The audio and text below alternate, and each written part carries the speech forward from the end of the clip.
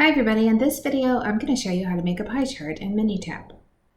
I've already entered all of my data. My first column has ratings of excellent, good, fair, and poor, and then my second column has the frequency that each rating occurred. So 875 for excellent, 533 for good, 215 for fair, and 85 for poor. To make a pie chart, we're going to go to Graph, and then we're going to go to Graph Builder. Along the top, we have a menu, so we're going to slide the menu over until we find pie chart. Now we need to put our columns in the right place. The rating is the categorical variable. I'm just going to slide that over.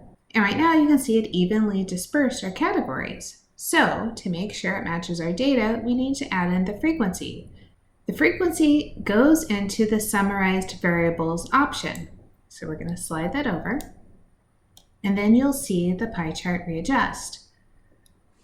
Let's click Create, and then we'll change a few options. So right beside my pie chart, there is a little drop-down arrow. I'm going to click on that, and it says Graph Options. This is where I can make the graph look exactly the way I want it to. The first thing I'm going to change is the title. Pie chart of rating doesn't really give me much information, so let's make it more dynamic.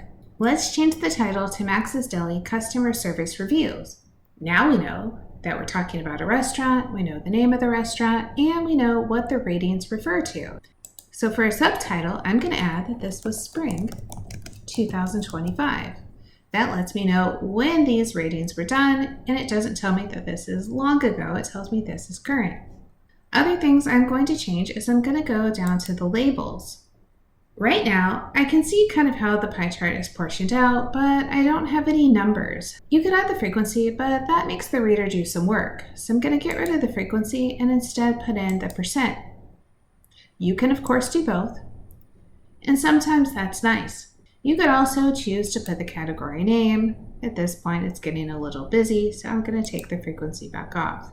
I'm going to close this box and look at my new pie chart. One more thing I want to show you is you can click the down arrow again and you can say Copy Graph. When I copy graph, that means I could open up Word and then paste the pie chart I just made.